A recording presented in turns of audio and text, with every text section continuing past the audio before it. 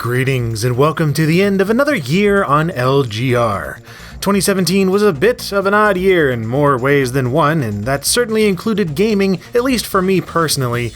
I don't know if it's a result of just getting older or games evolving beyond my tastes or what, but I found myself not wanting to make a list of the so-called best games as I have in previous years. Instead, I'd rather just talk about the games released in 2017 that I played which stood out for one reason or another.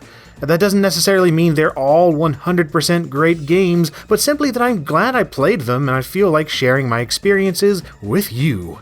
That being said, let's get to it in no particular order whatsoever, starting with Yakuza 0. As a longtime fan of the series, I'm so glad Sega finally got this one localized.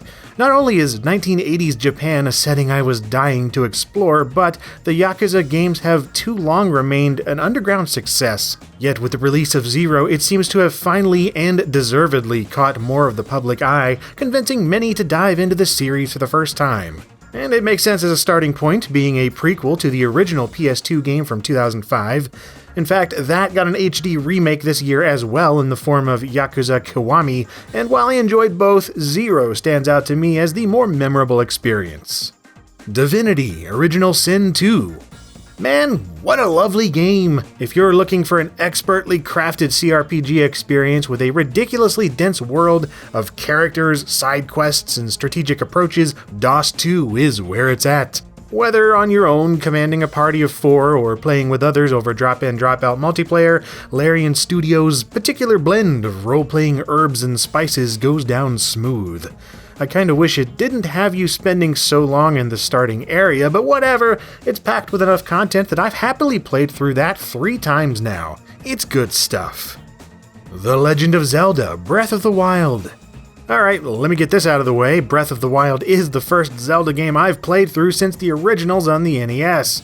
Yeah, so bearing that rather large caveat in mind, it may not be surprising that I found this to be the best Zelda title to date.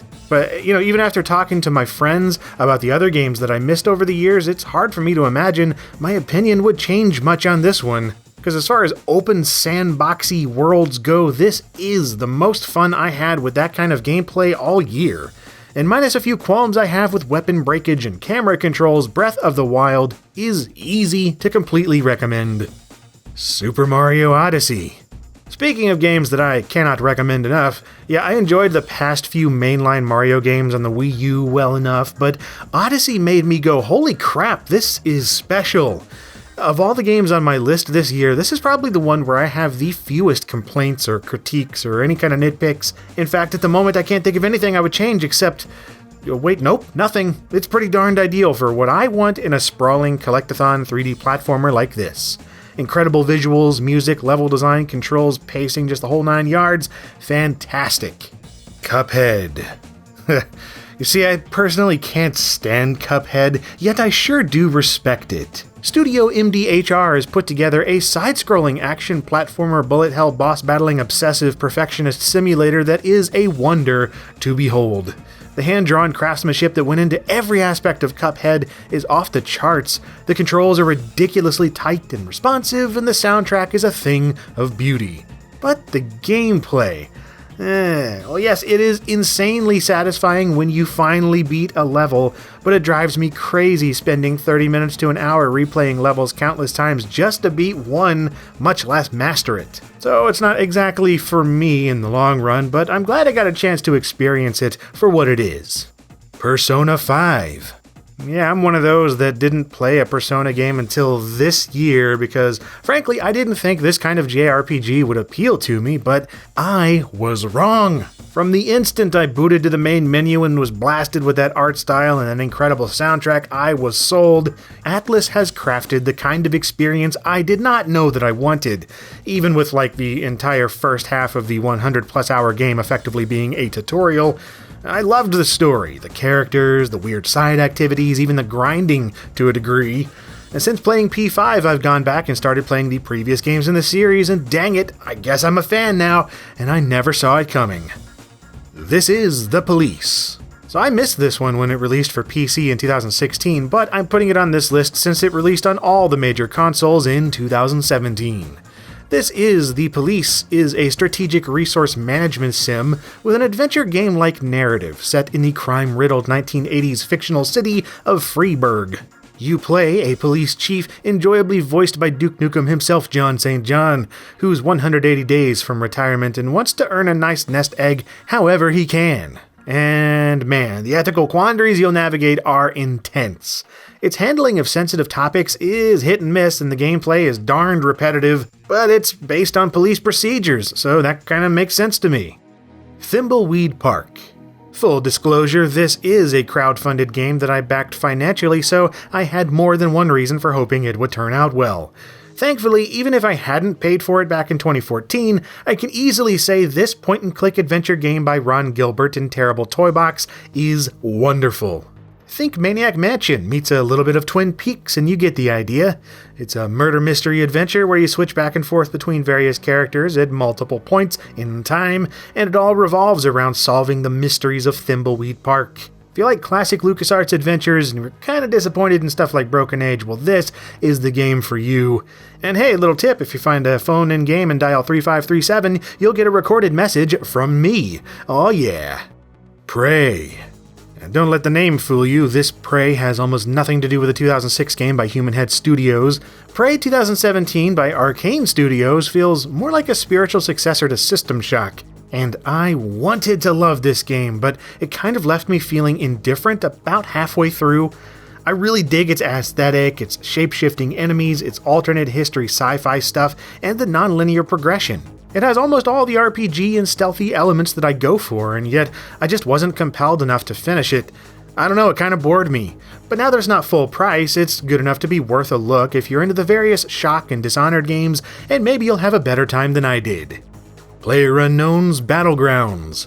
So here's the thing with PUBG, it's technically a bit of a mess. On PC it's inconsistent, on Xbox it's an abomination, and even though it's finally left early access, it still currently just kind of sucks in terms of optimization. And yet, it's the most heart-poundingly captivating game I've played since DayZ back when it was still an Arma 2 mod. It says a lot about the core gameplay that despite its numerous shortcomings, PlayerUnknown's Battlegrounds currently has over 30 million players and was the single most played game on Steam. So I have no doubt we'll be seeing an awful lot more from this and other Battle Royale type games in 2018.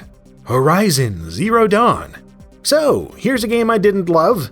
I liked it, don't get me wrong, just not as much as I thought I would. Still, I feel compelled to include Horizon on my list because it deserves it. It truly stood out as one of the most instantly captivating worlds in games this year. The lush, post-apocalyptic Earth overrun with robot dinosaurs is my aesthetic, and the backstory of how things got that way is truly compelling to explore. But I felt a bit frustrated by the combat and bored with the repetitive item collecting and crafting and uninterested in most everything outside of the main storyline. I seriously wish Guerrilla the best with the next Horizon game because the foundation here is solid.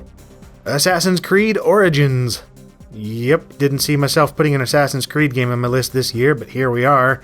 I'm just a sucker for Egyptian settings and games, and Origins is the most vividly detailed rendition of that so far. Now, the story itself, it's okay, and the gameplay, it's an improvement from past games in some ways and just par for the course in others. There's a whole lot of busy work, I don't care about the side stuff at all. I am also not a fan of the copious microtransactions, but thankfully none were necessary to enjoy what it did offer. So I was just happy to explore such a gigantic and well-made map of ancient Egypt, and I cannot wait to play the exploration educational mode whenever Ubisoft finally releases it. Wolfenstein 2: The New Colossus. And the more I think about it, the more I'm not sure how much I actually liked this one. The New Order and the Old Blood were unquestionably fantastic in my mind, but the New Colossus made some questionable moves. Bold, but questionable. I never felt like going full stealth was really much of an option in this one, barring a few levels where it was required, and the whole mid-story twist in gameplay, while awesomely campy, meant the first half of the game was a slog to play.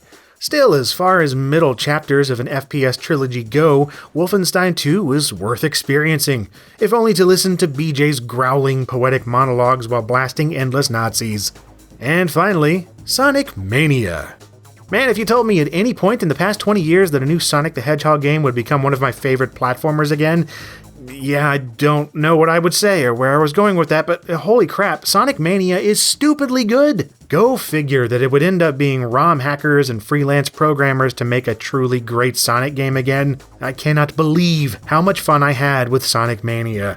I ecstatically played through it all in one sitting, grinning from ear to ear the whole time, wishing that it wouldn't end. Sadly it did, and I cannot wait for more. And that is it for this particular list for this particular year. Thank you very much for watching this and throughout 2017. Very much looking forward to getting back to my normal routine in 2018, so stay tuned. New videos every Monday and Friday, as always, here on LGR. Thank you very much for watching.